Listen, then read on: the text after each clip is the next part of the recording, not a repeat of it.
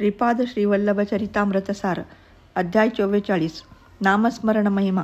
एक वृद्ध ब्राह्मण पोटदुखीच्या त्रासाने कुरुगड्डी श्रीपाद प्रभूंच्या दर्शनास आला होता. त्यांच्या वेदना एवढ्या असह्य होत्या की त्याला त्या वेदना सहन करण्यापेक्षा आत्महत्या केलेली बरे असे वाटू लागले. त्या ब्राह्मणाने श्रीपाद प्रभूंचे दर्शन घेऊन आपली व्यथा दूर करण्याची आर्तस्वरात प्रार्थना केली. त्यावेळी श्रीपाद प्रभू म्हणाले, अरे विप्रा, तू पूर्वजन्मी आपल्या कठीण वाणीने अनेक लोकांना दुखविलेस. अनेकांना आपल्या हृदयभेदी कठोर शब्दांनी घायाळ केले होतेस. त्याचे फळस्वरूपच तुला ही पोटदुखीची व्याधी जडली आहे. तू 3 दिवस आणि 3 रात्री कुरुगड्डी येथे राहून दिगंबरा दिगंबरा श्रीपाद वल्लभ दिगंबरा असा जप कर. प्रभूंच्या आदेशानुसार तो वृद्ध ब्राह्मण 3 दिवस आणि 3 रात्री कुरुगड्डीस राहिला आणि त्याने अत्यंत श्रद्धाभावाने जप केला. त्या ब्राह्मणाची पोटदुखी पूर्णपणे बरी झाली. श्रीपाद प्रभू पुढे म्हणाले, मानवास आपल्या वाकदोषापासून मुक्त होण्याचा या कलियुगात नामस्मरण हा एकच मार्ग आहे. भगवंताच्या नामस्मरणाने वायुमंडळ शुद्ध होते. मी कुरुगड्डी येथे नामस्मरण महायज्ञाची सुरुवात करणार आहे. त्या नामाबरोबर श्रीकार ही जोडणार आहे. यामुळे चिरस्थायीपणे परापश्यंती, मध्यमा आणि वैखरी अशा 4 वाणी नियंत्रित होतील. जे भक्त दिगंबरा दिगंबरा श्रीपाद वल्लभ दिगंबरा आणि श्री दत्त दिगंबरा असे मनस्फूर्तीने नामस्मरण करतील त्यांना मी अत्यंत सुलभपणे प्राप्त होऊन त्यांचा मनोकामना पूर्ण करतो. श्रीपाद प्रभू पुढे म्हणाले, वायुमंडलात आज पूर्वीसारखेच वाग्जळ भरून आहे. आपलं उच्चारलेले प्रत्येक वाक्य प्रकृतीतील सत्वरजतम या 3 गुणांनी अथवा 1 किंवा 2 गुणांनी परिपूर्ण असते. त्या त्रिगुणात्मक सृष्टीचा पंचमहाभूतावर वाईट प्रभाव पडतो. ही पंचमहाभूते दूषित झाली की संपूर्ण अंतराळ दूषित होते. त्यामुळे मानवाकडून पापकर्म घडून तो दरिद्री होतो. या दरिद्र्यामुळे पुन्हा पापकर्म घडते. या पापामुळे मनदूषित होऊन दान धर्म लोकसेवा अशी सत्कर्मे त्यांच्याकडून न घडल्याने पुन्हा दारिद्र्य होते.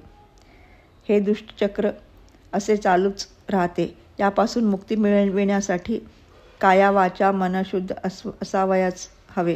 यालाच त्रिकरण शुद्धी असे म्हणतात. आपल्या मनात जे असते तेच वाणीतून बाहेर पडावे.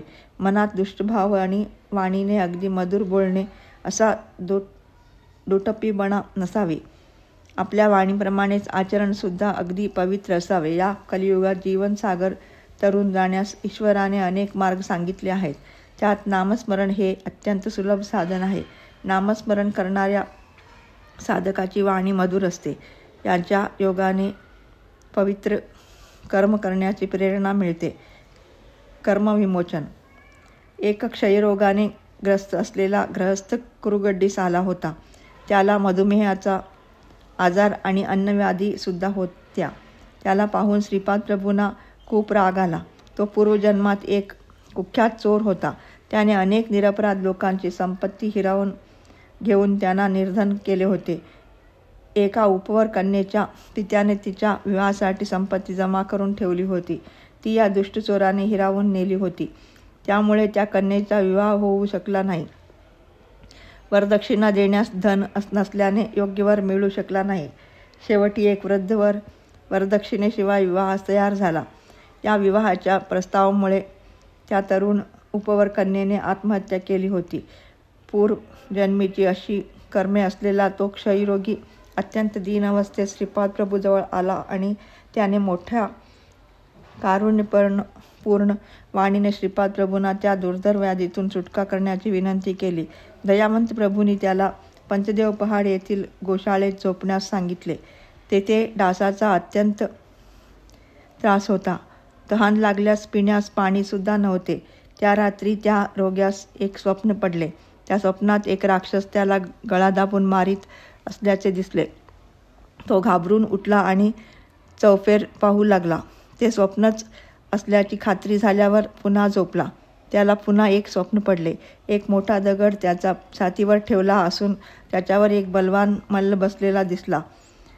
या दोन्ही स्वप्नामुळे त्यांच्या कर्मफळाचा परिष्कार होऊन तो आपल्या क्षयरोगापासून व अन्य व्याधीपासून मुक्त होऊन निरोगी झाला. अनेक वर्ष क्षयरोगाने ग्रस्त अशा रोग्यास श्रीपाद प्रभूंनी स्वप्नात शिक्षा देऊन कर्मविमुक्त केले होते. श्रीपाद प्रभूंच्या कारुण्यमय स्वभावास सीमाच नव्हत्या. हेच खरे. श्रीपादराजं शरणं प्रपद्ये.